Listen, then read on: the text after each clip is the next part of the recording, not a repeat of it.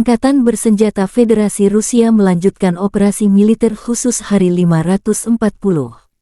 Letnan Jenderal Igor Konasenkov, juru bicara Kementerian Pertahanan Federasi Rusia tanggal 17 Agustus mengatakan, di arah Donetsk, unit-unit grup pasukan Yuk dengan penerbangan dan artileri menangkis 4 serangan angkatan bersenjata Ukraina di dekat Zalizyanskoye, Staromihailovka, dan Krasnogorovka, Donetsk Republik Rakyat.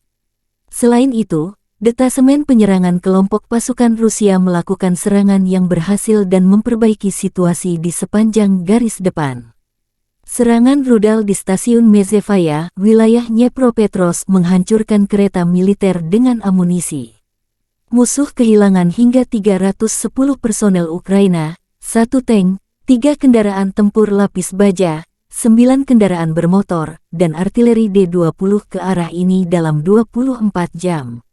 Di arah Kupiansk, unit grup pasukan Zapat memperbaiki situasi di sepanjang garis depan selama operasi aktif dengan dukungan penerbangan dan tembakan artileri, 6 serangan kelompok penyerang Brigade Mekanik ke-14, lintas udara ke-25, dan serangan udara ke-95 AFU berhasil dipukul mundur di wilayah Olsana, Sinkovka, wilayah Kharkov, dan Novosyolovskoye, Republik Rakyat Lugansk hingga 125 personel Ukraina dihilangkan, serta 2 kendaraan tempur lapis baja, 2 truk pickup, 1 mortir self-propellet Tyulpan, 1 sistem artileri M777, dan 1 sistem artileri self-propellet M109 Paladin buatan AS. Militer Ukraina kehilangan besar. Angkatan Bersenjata Rusia melansir rekaman video penghancuran amunisi Ukraina yang dikirim ke garis depan dengan serangan rudal jelajah jarak jauh. Kereta amunisi militer AFU musnah di stasiun kereta Mezevaya, wilayah Dnepropetrovsk, demikian keterangan video Kementerian Pertahanan Rusia tanggal 17 Agustus. Serangan Rusia dipandu drone pengintai.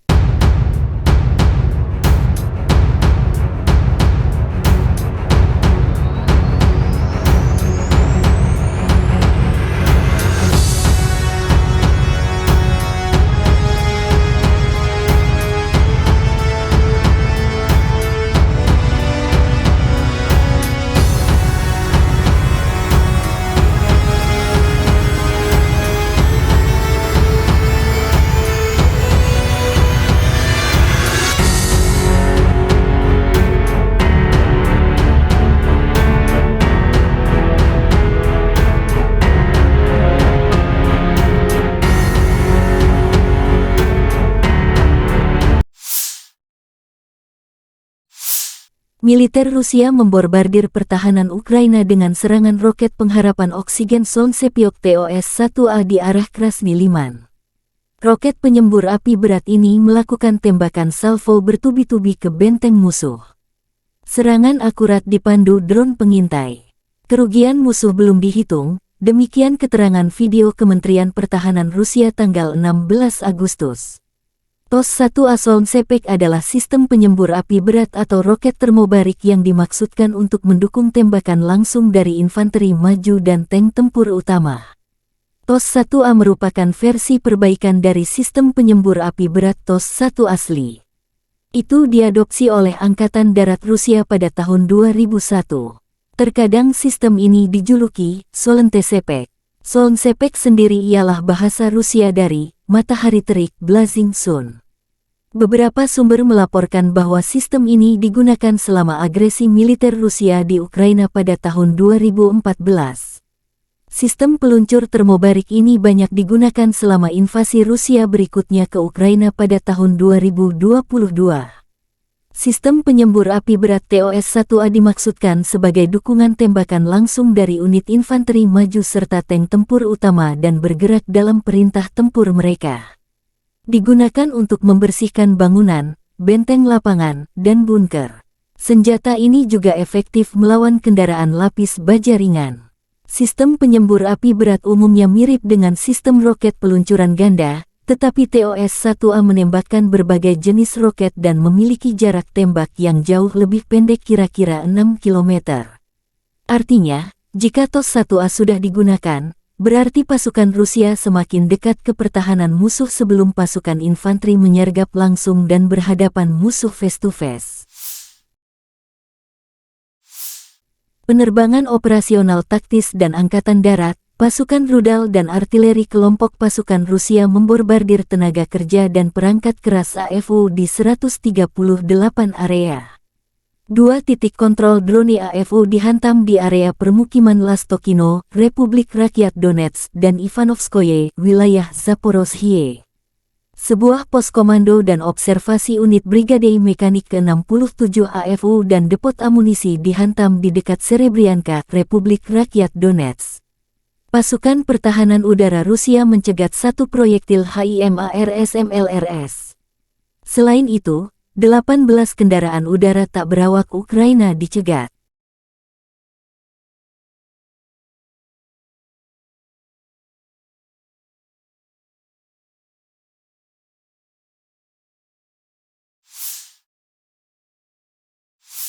Kolonel Jenderal Alexander Seresky menunjukkan cuplikan penghancuran benteng musuh di telegramnya.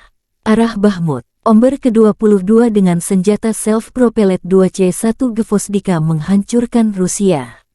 Pengintaian udara mendeteksi benteng penjajah yang mencoba menyamarkan posisi mereka di sabuk hutan. Namun, para penembak sudah menerima koordinatnya. Setelah beberapa menit, artileri Rusia hancur berkeping-keping, tulis Komandan Pasukan Angkatan Darat Ukraina ini. Angkatan bersenjata Ukraina menembak jatuh heli K-52 Rusia. Tentara dari Brigade Mekanik terpisah ke-47 melaporkan jatuhnya lagi helikopter Rusia K-52 di daerah Robotine ke arah Zaporizhia. Sekitar pukul 7.40, kelompok tembakan dari divisi rudal dan artileri anti-pesawat mendeteksi aligator musuh. 1 peluncuran dari Manpats, target dihancurkan. Ini heli K-52 yang ke-8 yang dihancurkan selama serangan balik Ukraina. Harga K-52 per unit ditaksir adalah 16 juta dolar Amerika setara 246 miliar rupiah. Untuk mengalahkan K-52 Angkatan Udara Rusia di dekat Rabotino, tentara Ukraina diduga menggunakan Manpat RBS-70 robot sistem 70 Swedia. Rudal RBS-70 dipandu operator menggunakan sinar laser, yang membuat penanggulangan BKO, Vitets, tidak berguna dalam menghadapi penembakan target thermal palsu. Selain itu, jangkauan RBS-70 secara signifikan melebihi jangkauan peluncuran Manpats klasik seperti Igla atau Stinger, yang mengurangi jarak aman helikopter dari garis kontak. Yes, блядь! Красава! Охуеть! Охуеть! Menurut Staf Umum Angkatan Bersenjata Ukraina, pada siang hari terjadi 24 bentrokan pertempuran. Di arah Volyn dan Poliske, situasi operasional tidak berubah secara signifikan. Pasukan pertahanan Ukraina terus melakukan operasi ofensif ke arah Melitopol dan Berdyansk, mempertahankan daerah yang direbut dan melakukan tindakan balasan baterai. Angkatan bersenjata Ukraina melakukan 7 serangan udara di area di mana personel, senjata, dan peralatan militer musuh terkonsentrasi dan 2 di kompleks misil anti-pesawat. Angkatan bersenjata Ukraina melaporkan tanggal 17 Agustus bahwa Rusia total kehilangan 256.050 tentara di Ukraina sejak awal invasi skala penuhnya pada tanggal 24 Februari tahun 2022. Jumlah ini termasuk 480 korban yang diderita pasukan Rusia dalam 24 jam terakhir. Menurut laporan Staf Umum Angkatan Bersenjata Ukraina, Rusia juga kehilangan 4.329 tank, 8.398 kendaraan tempur lapis baja, 5.169 sistem artileri, 714 sistem peluncuran roket ganda, 486 sistem pertahanan udara, 315 pesawat terbang, 314 helikopter, 4.272 drone, 18 kapal, 7.641 kendaraan dan tangki bahan bakar serta 773 peralatan khusus. Letnan Jenderal Igor Konashenkov, juru bicara Kementerian Pertahanan Federasi Rusia tanggal 17 Agustus mengatakan secara total, Angkatan Bersenjata Ukraina kehilangan 459 pesawat dan 246 helikopter, 5.805 kendaraan udara tak berawak, 431 sistem rudal pertahanan udara, 11.349 tank dan kendaraan tempur lapis baja lainnya. Juga 1.144 kendaraan tempur yang dilengkapi dengan MLRS, 5.918 meriam dan mortir artileri lapangan, serta 12.289 unit peralatan militer khusus telah dihancurkan selama operasi militer khusus berlangsung. Бажаю здоров'я, шановні українці і українки. Короткий звіт за цей день. Перший фронт. Почав цей день з селекторної наради з військовими, розвідкою і урядовцями. Ситуація на передовій. Оборона позицій, просування вперед, наші наступальні дії. Забезпечення воїнів. Активно формуємо зміст нових оборонних пакетів від партнерів. Будуть новини. Друге. Сьогодні хочу особливо відзначити нашу співпрацю з Німеччиною. Крок за кроком виконуються наші домовленості з паном канцлером Шольцем. 2 нові пускові установки Аріс-Т доставлені в Україну. Це потужна і дуже потрібна система ППО. Дякую, Німеччино, за допомогу в захисті від російського терору. Третє. Традиційно у Софії Київській прийняв вірші грамоти від нових послів, які прибули працювати в Україну. Німеччина, Індонезія, Швеція, Чилі, Колумбія, Перу. Звичайно, переговорив сьогодні з усіма новими послами. Четверте. Кілька ґрунтовних нарад з урядом, окрема нарада з прем'єр-міністром Шмигалем, логістика для України, для наших виробників, питання експорту, додаткова підтримка для нашої оборони, посилення України разом з нашими сусідами в Європейському Союзі. Потім в розширеному складі глава уряду, Мінстратегпром, Міноборони, МЗС, профільні заступники керівника Офісу говорили про форум оборонних індустрій. Плануємо цей захід на осінь. Вперше відбудеться на державному рівні така масштабна подія. Українські та іноземні виробники зброї, наша потужність, потужність наших партнерів, увесь світ, який зацікавлений в тому, щоб міжнародне право та людяність мали відповідний арсенал захисту від будь-якого терору. Світ може бути об'єднаний ще й таким форматом співпраці. Форум плануємо як першу фіксацію досягнень нашого оборонно-промислового комплексу, продемонструвати те, що ми вміємо вже, розглянути те, що можемо додати до наших можливостей, зокрема через створення нових виробництв в Україні, через локалізацію з партнерами. А також, звичайно, ми маємо дати новий безпековий імпульс для всіх у світі, хто так само, як і ми, цінує свою державність і свободу. Нації мають право на захист. Будуємо арсенал вільного світу разом. П'яте за сьогодні, як і завжди, вдячність усім, хто б'ється заради України, хто працює заради оборони. Кожному і кожній дякую. Особливо відзначу воїнів 117-ї окремої механізованої бригади. Оріхівський напрямок. Дякую за вашу силу, воїни. Є за що подякувати спецпризначенцям, які захищають північні області нашої держави. Молодший сержант Кирило Мельник та капітан Артем Частіков. Дякую вам, хлопці. 3-я бригада оперативного призначення Нацгвардії, 66-й окремий гаубичний артилерійський дивізіон 406-ї бригади та 3-й артилерійський дивізіон 44-ї бригади. Дякую вам усім, воїни, за вашу влучність та уміння знищувати окупантів. І це вже вкотре честь для мене відзначити воїнів 36-ї окремої бригади морської піхоти. Дякую. Слава усім нашим героям.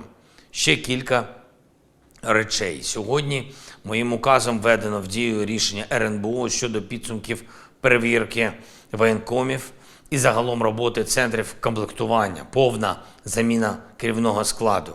Воїни, які реально пройшли бойові дії, які реально розуміють, як і кого треба відбирати для наших сил оборони та безпеки, Саме такі воїни будуть керувати роботою територіальних центрів комплектування.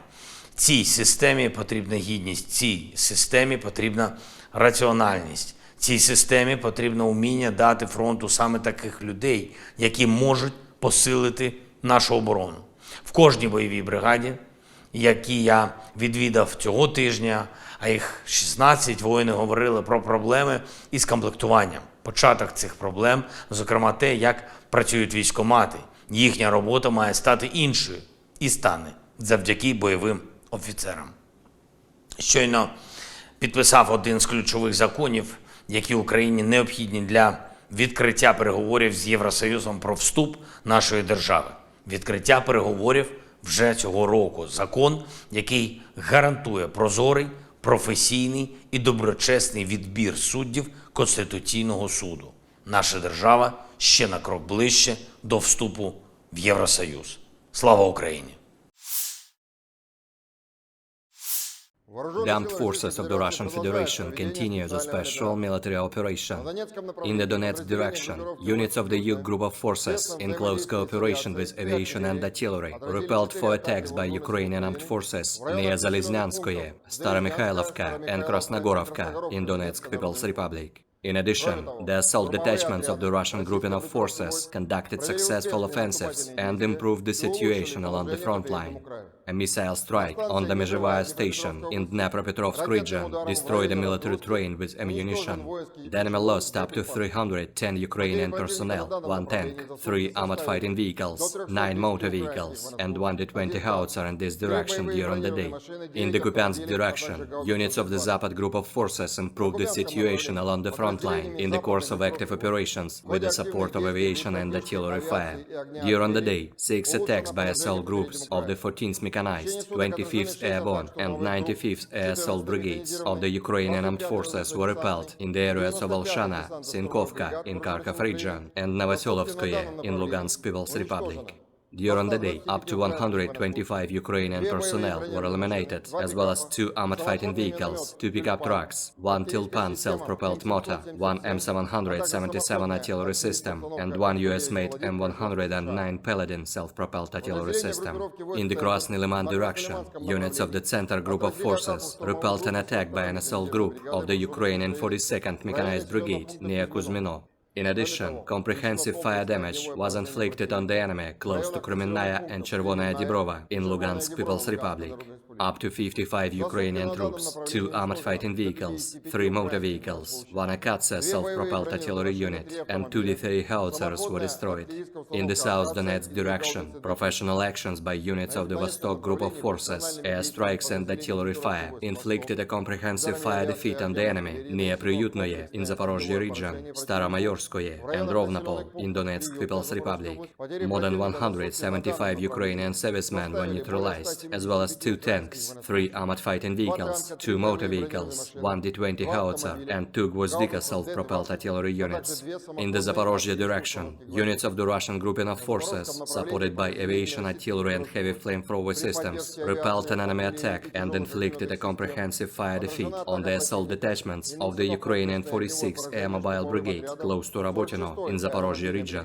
The enemy losses were up to 195 Ukrainian troops, 4 Stryker armored personnel carriers, 2 infantry fighting vehicles, 3 motor vehicles, 1 US-made M777 artillery system, 1 UK-made FH-70 gun, as well as 2 Msta-B and 1 D-20 howitzers. In the Kherson direction, Ukrainian units lost up to 30 troops, 3 motor vehicles, and 1 D-30 howitzer as a result of fire attack. Operational, tactical and dummy aviation, missile troops and artillery of the Russian group of forces have engaged Ukrainian manpower and military equipment in 138 areas during the day. 2 Ukrainian armed forces drone control points were hit in the areas of the settlements of Lastachkino in Donetsk People's Republic and Ivanovskoye in Zaporozhye region. a command and observation post of a unit of the Ukrainian 67th Mechanized Brigade, and an ammunition depot were hit near Serebryanka in Donetsk People's Republic.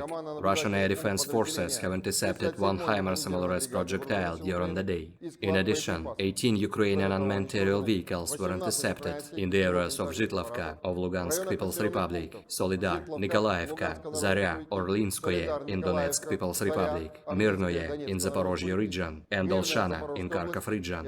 In total, 459 airplanes, 246 helicopters, 5,805 unmanned aerial vehicles, 431 air defense missile systems, 11,349 tanks and other armored combat vehicles, 1,144 combat vehicles equipped with MRLS, 5,918 field artillery cannons and motors, as well as 12,289 units of special military equipment have been destroyed during the special military operation.